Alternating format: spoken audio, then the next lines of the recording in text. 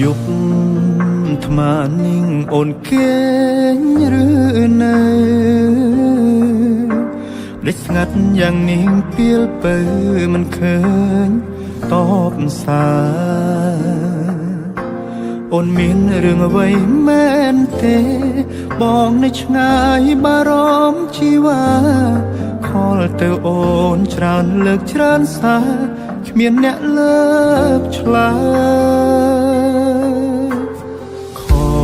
លមកវិញលឺសំលេងប្រុសសំដីមិនសូវពីរួមសំឡុតត្រានត្រានឹកពេកទៅខលថ្មនឹងតែភ្លេចឈឹងយើងបែកគ្នាហើយ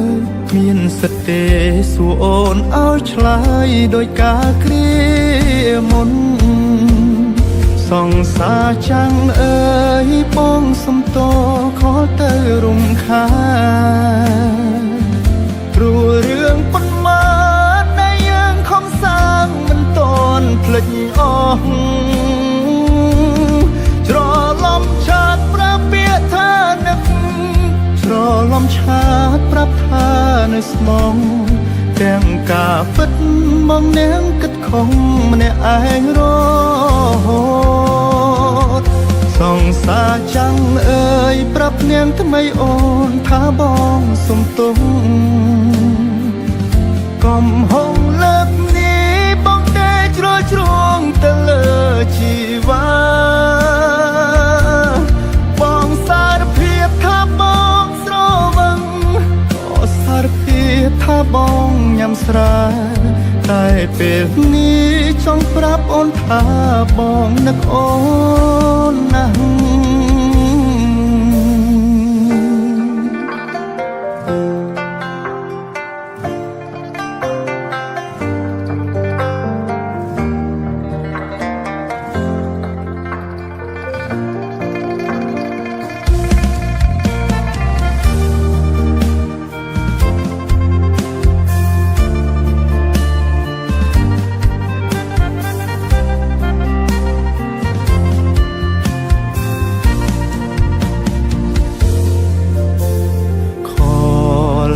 មកវិញលឺសំលេងប្រុស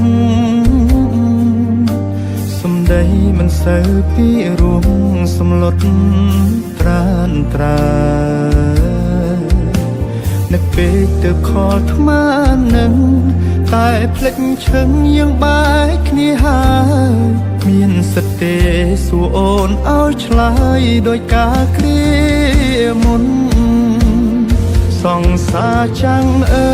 យបងសំតខលទៅរំខានព្រោះរឿងប៉ុន្មានដែលយើងខំសាងមិនតន់ភ្លេចអស់ច្រឡំឆាតប្រាប់ពាក្យថានឹកច្រឡំឆាតប្រាប់ថានៅស្មងទាំងការពិតមកនាងគិតខំម្នាក់ឯងរហូតសង្សារចាំងអើយប្រាប់នាងថ្មីអូនថាបងសុំទុំកុំហងលើកនេះបងតែជ្រុលជ្រងទៅលើជីវ៉ា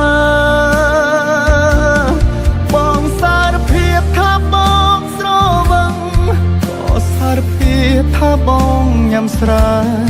តែពេលនេះចង់ប្រាប់អូនថាបងនឹកអូនណាស់